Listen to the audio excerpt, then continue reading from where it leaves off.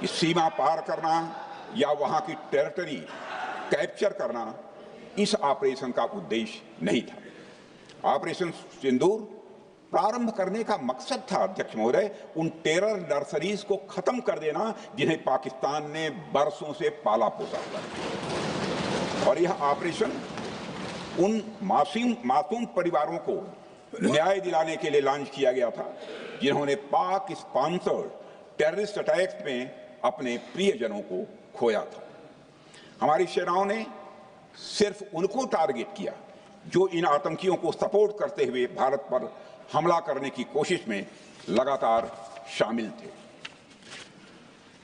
अध्यक्ष महोदय, ऑपरेशन सिंदूर का ओवरऑल पॉलिटिको मिलिट्री ऑब्जेक्टिव यह था कि आतंकवाद के रूप में प्रॉक्सी वार लड़ रहे पाकिस्तान को सजा दी जाए, और इसी वजह से आर्म फोर्सेस को पूरी आजादी दी गई थी कि वे अपने टारगेट खुद चुने और करारा जवाब दें। और इस ऑपरेशन का उद्देश्य कोई भी युद्ध छेड़ना नहीं था, बल्कि फोर्स के डिमॉन्स्ट्रेटिव यूज से एडवर्सरी को झुकने के लिए मजबूर करना था। 10 मई की सुबह जब भारतीय वायुसेना ने पाकिस्तान की मल्टीपल एयरफील्ड्स पर करारा प्रहार किया तो पाकिस्तान ने हार मान ली। अध्यक्ष महोदय, और हॉस्टिलिटी रोकने की कोशिश की। अब रोक दीजिए महाराज। उन्होंने एक कोशिश की, हमारे डीएमओ से बात की, महाराज अब रोक दीजिए, बहुत हो गया। यह पेशकश इस कैबिनेट के साथ स्वीकार की गई थी। सुने, रुकिए तो रुकिए, बता दूंगा,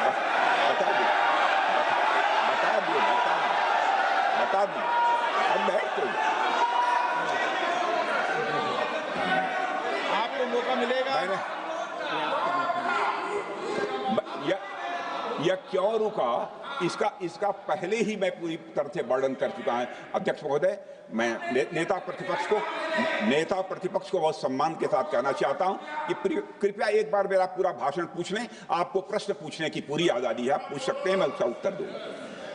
अध्यक्ष महोदय, 10 मई की सुबह जब भारतीय वायुसेना ने पाकिस्तान की मल्टीपल एयरफील्ड्स पर करारा प्रहार किया तो पाकिस्तान ने हार मान ली और हॉस्टिलिटी रोकने की उन्होंने पेशकश की। यह पेशकश इस कैबिनेट के साथ स्वीकार की गई हम लोगों के द्वारा कि यह ऑपरेशन केवल पाज किया गया है, स्थगित किया गया है। यह ऑपरेशन समाप्त नहीं हुआ है। अध्यक्ष महोदय, अगर पाकिस्तान की ओर से भविष्य में कोई भी मिस एडवेंचर हुआ तो यह ऑपरेशन, अध्यक्ष महोदय, मैं सदन को आश्वस्त करना चाहता हूं, दोबारा प्रारंभ हो।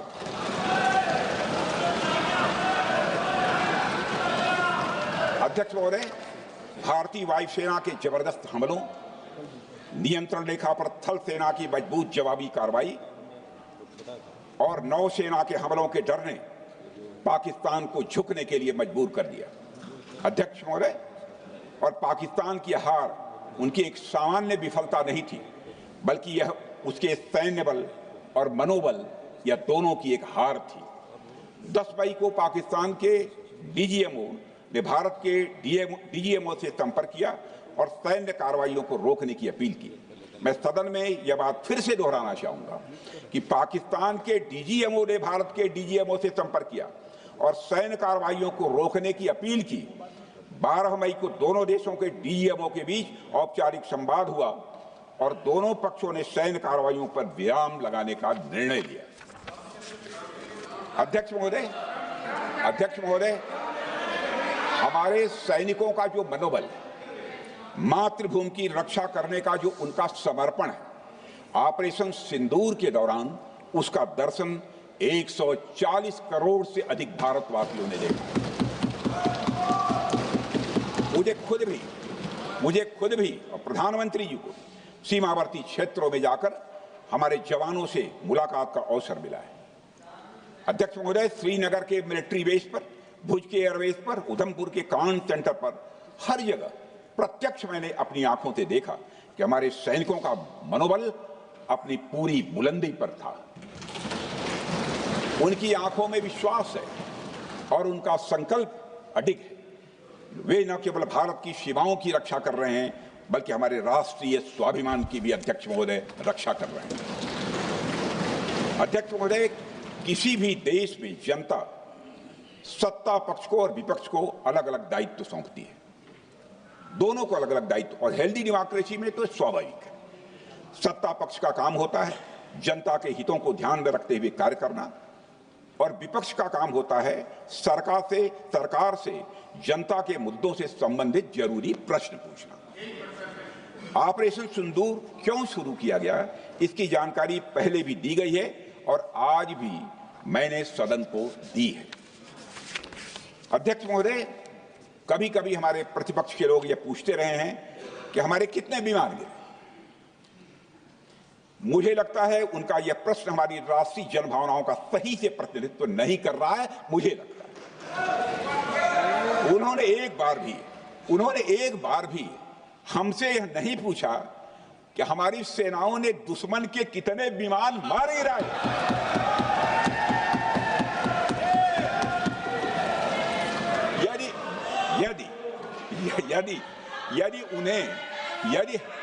यदि उन्हें प्रश्न पूछना ही है अध्यक्ष महोदय, तो उनका प्रश्न यह होना चाहिए, क्या भारत ने आतंकवादी ठिकानों को तबाह किया? तो उसका उत्तर है हाँ।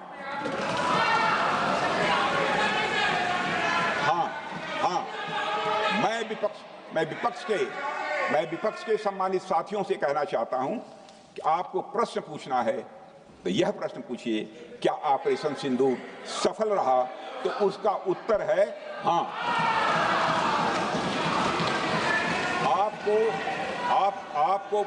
आपको प्रश्न पूछना है तो यह प्रश्न पूछिए कि जिन आतंकियों ने हमारी बहनों, हमारी बेटियों का सिंदूर मिटाया, क्या हमारी सेनाओं ने ऑपरेशन सिंदूर में उन आतंकियों के आकाओं को मिटाया? तो इसका उत्तर है हाँ। और आपको प्रश्न पूछना है तो यह पूछिए कि इस ऑपरेशन में क्या हमारे जाबाज सैनिकों को कोई क्षति हुई है? तो उसका उत्तर है नहीं। अध्यक्ष महोदय, लक्ष्य जब बड़े हो तो अपेक्षाकृत छोटे मुद्दों पर हमारा ध्यान नहीं जाना चाहिए। लक्ष्य बड़े हों तो छोटे मुद्दों पर, अपेक्षाकृत जो छोटे मुद्दे होते हैं कंपैरेटिवली, उन पर ध्यान नहीं जाना चाहिए, क्योंकि छोटे मुद्दों पर ही ध्यान देते रहने से देश की सुरक्षा और सैनिकों के सम्मान और उत्साह जैसे बड़े मुद्दों से ध्यान हट सकता है, जैसा कि विपक्ष के हमारे कुछ साथियों के साथ हो रहा है। अब चूंकि विपक्ष के मित्र ऑपरेशन सिंदूर को लेकर उचित प्रश्न नहीं पूछ पा रहे हैं, तो उन्हें मैं क्या बताऊं अध्यक्ष महोदय। मैं लगभग 4 डिकेड से अधिक समय से राजनीति में, सत्ता पक्ष हो या विपक्ष हो, अपनी पार्टी हो या दूसरी पार्टी हो, कभी भी किसी के साथ दलगत राजनीति को मैंने शत्रुतापूर्ण तरीके से जिंदगी में नहीं देखा है मैंने अध्यक्ष महोदय। इसलिए आज अगर विपक्ष प्रश्न पूछने में असफल है, मैं विपक्ष को उनके इस काम में थोड़ी सी मदद करना चाहता हूं। अध्यक्ष महोदय, मैं विपक्ष के अपने सम्मानित साथियों से ये कहना चाहता हूं कि यदि आज हम लोग सत्ता पक्ष में हैं, तो ऐसा नहीं है कि हम हमेशा सत्ता पक्ष में ही रहेंगे। यह आवश्यक नहीं है, किसी के लिए आवश्यक नहीं। एक लंबा समय हमने विपक्ष का काम किया है, एक लंबा समय हमने सरकारों से सवाल पूछने में लगाया है। जनता ने जब हमें विपक्ष में रहने का दायित्व सौंपा था, तो हमने विपक्ष में रहकर विपक्ष की भूमिका को बड़े ही सकारात्मक तरीके से निभाया भी। अध्यक्ष महोदय, विपक्ष में रहकर हमने कैसे प्रश्न पूछे, इसके कुछ उदाहरण मैं यहां रखना चाहता हूं। 1962 में अध्यक्ष महोदय, चीन के साथ हुए युद्ध में जब दुखद परिणाम आया, तो हमने उस समय की सरकार से यह पूछे थे, लेकिन वह प्रश्न यह था कि हमारे देश की धरती पर दूसरे देश का कब्जा कैसे हुआ। हमने यह प्रश्न पूछा था कि हमारी सेना और हमारी जनता अपमानित क्यों हुई। हमने यह प्रश्न पूछा था कि बड़ी संख्या में हमारे सैनिक हताहत कैसे हुए। हमने यह प्रश्न नहीं पूछा कि हमारे टैंक हमारी मशीनें, हमारी बंदूकें क्यों ध्वस्त हो गई, यह प्रश्न हम लोगों ने नहीं पूछा। मशीनों और तोपों की चिंता न करके, मशीनों और तोपों की चिंता न करके अध्यक्ष महोदय, हमने देश की टेरिटरी की चिंता की, हमने देश के सैनिकों की। इसी तरह 71 के युद्ध में, 71 के युद्ध में जब हमने पाकिस्तान को सबक सिखाया,